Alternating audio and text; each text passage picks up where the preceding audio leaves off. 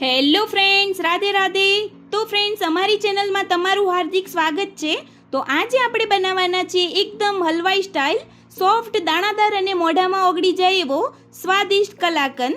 આ sweet recipe ખૂબ જ ઓછા સામાનમાં તૈયાર થઈ જશે.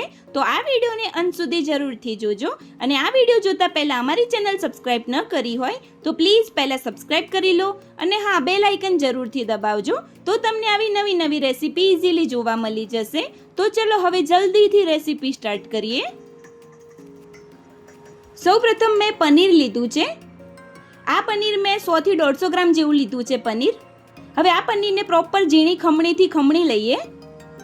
આવી રીતે મેં જે 100 થી 150 ગ્રામ જેવું પનીર લીધું છે એને ઝીણી ખમણીથી આવી રીતે ખમણી લીધું છે. હવે આપણે એક બાઉલ લઈ લઈએ. બાઉલની અંદર 1 કપ મિલ્ક પાવડર લઈશું.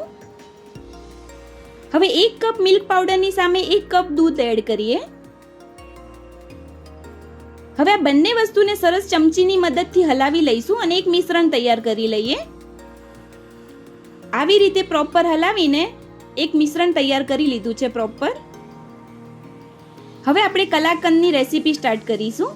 એના માટે આપણે સૌથી પહેલા એક જાડી તળિયાવાળી એક કઢાઈ લઈ લઈએ. હવે દૂધ કઢાઈમાં બળી ના જાય એના માટે આપણે થોડું પાણી એડ કરીએ અને 2 કપ દૂધ એડ કરીશું ફૂલ ફેટ વાળું. હવે આપણે દૂધને મધ્યમ તાપ પર સતત હલાવતા રહીશું. જ્યાં સુધી દૂધ ઘટ ના થાય ત્યાં સુધી આપણે એને હલાવતા રહેવાનું છે. હવે દૂધ આપણું થોડું ગરમ થઈ ગયું છે પ્રોપર. હવે એની અંદર સ્વાદના એકોર્ડિંગ સુગર એડ કરીએ. તમે જેટલું સ્વીટ ખાઈ શકો એટલી સુગર એડ કરી શકો છો. હવે એને આપણે ધીમે ધીમે હલાવતા રહીશું. ખાંડ નાખ્યા પછી આપણું દૂધ છે થોડું પતલું થઈ જશે. હવે એની અંદર આપણે ખમણેલું પનીર એડ કરી લઈએ. હવે એને 8 થી 10 મિનિટ માટે સતત હલાવતા રહીશું. ગેસના ધીમા ફ્લેમ ઉપર જ રાખવાનું છે. હવે એને ધીમે ધીમે હલાવતા રહીએ. હવે આપણું જે મિશ્રણ ઘટ થાય પછી આપણે જે મિલ્કનું મિશ્રણ તૈયાર કર્યું છે મિલ્ક પાવડરનું, એને એડ કરી લઈએ. આવી રીતે મિલ્ક પાવડરનું મિશ્રણ નાખવાથી જે આપણો કલાકંદ છે એનું બાઇન્ડિંગ થોડું સારું આવશે, છૂટું નહીં પડી જાય.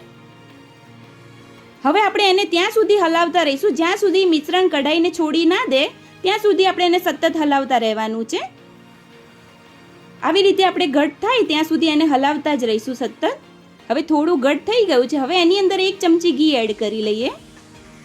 હવે ઘીને પણ સરસ રીતે મિક્સ કરી લઈશું. ધીમે ધીમે એને હલાવતા રહીશું. જ્યાં સુધી મિશ્રણ પેન ના છોડે ત્યાં સુધી આપણે એને સતત હલાવતા રહીએ.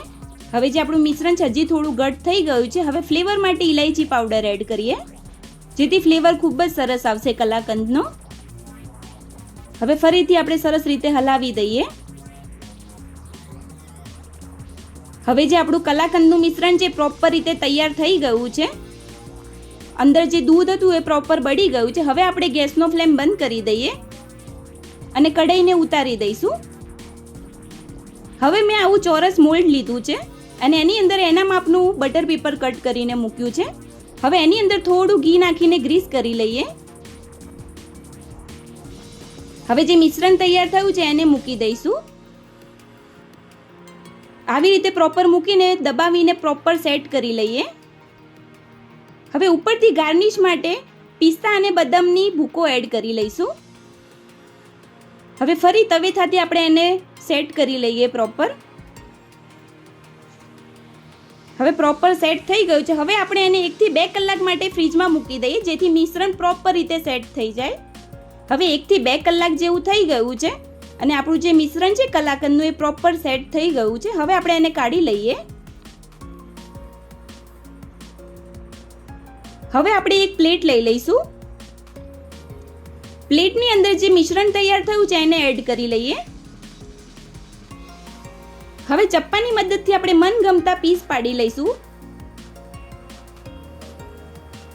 આવી રીતે પ્રોપર ચોરસ પીસ પાડી લેવાના છે. આવી રીતે મેં બધા જ પીસ તરત પ્રોપર રીતે તૈયાર કરી લીધા છે. હવે આપણે એક પ્લેટ લઈ લઈએ. તો મિત્રો તૈયાર છે એકદમ હલવાઈ સ્ટાઇલ મોંમાં ઓગળી જાય એવો કલાકંદ. જે ખાવામાં ખૂબ જ સ્વાદિષ્ટ લાગે છે. તો તમે આ ટીપ સાથે જરૂરથી એકવાર ટ્રાય કરજો. તમારો કલાકંદ પણ એકદમ સોફ્ટ અને મોઢામાં ઓગળી જાય એવો જ બનશે. તો મિત્રો તૈયાર છે એકદમ હલવાઈ સ્ટાઇલ કલાકંદ. તો તમને આ સ્વીટ રેસીપીનો વિડીયો કેવો લાગ્યો એ કમેન્ટ જરૂરથી કરજો અને વિડીયોને લાઈક અને શેર કરજો. અને હા, અમારી ચેનલને સબસ્ક્રાઇબ કરવાનું ના ભૂલતા. હવે ફરી મળીશું આવી નવી ઈઝી રેસીપી કન્ટેન્ટ સાથે. રાધે રાધે.